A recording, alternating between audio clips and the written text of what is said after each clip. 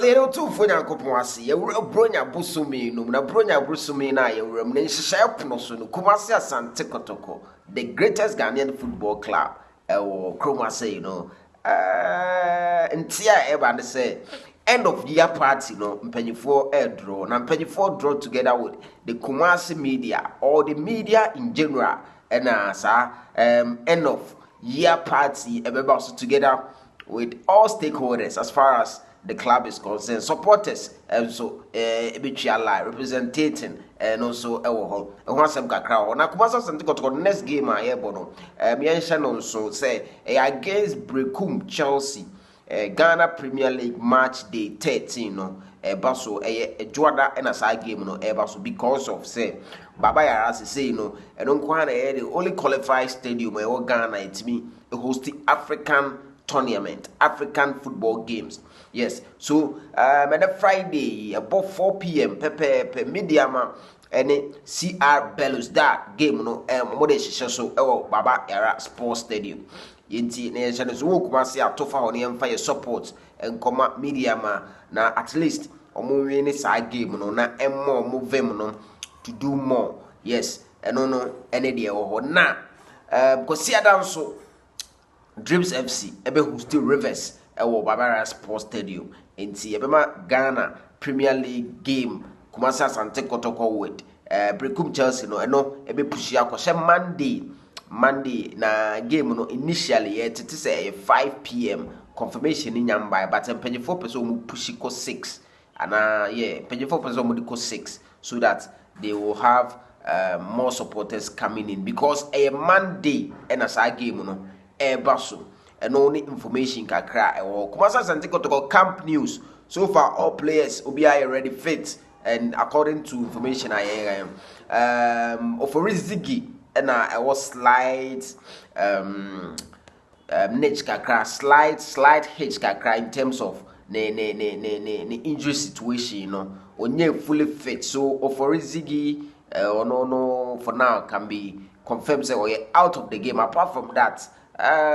all players will be in this particular game. It is expected say Danlad Ibrahim will be returning to the Kotoko team squad and only camp news kakra na yura December busumi edika and Farmers Day my enchia ekuafo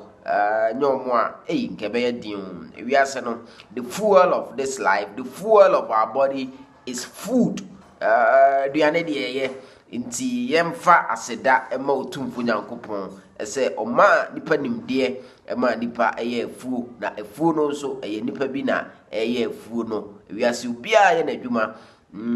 efu adwuma no eno adaroma ena ene nipa etimi ekoba because ta wundidi ya menye sure say obetimi enya brekra say ode ye de wo ye bia inti Happy Farmers Day enkoma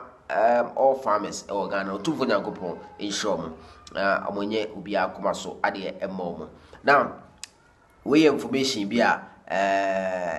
the IMC chairman editor dwa abra ishia Kumasi Asante Kotoko last press the meter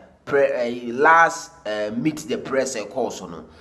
IMC chairman of Kumasi Asante Kotoko Nana Pinkra editor dwa say end of the year no Bronya Busumi no yewura Bronya Busumi no or say nantwia Kotoko mo be kai say July August na ye wo be poso na pre-season no ye boaboa ye ho no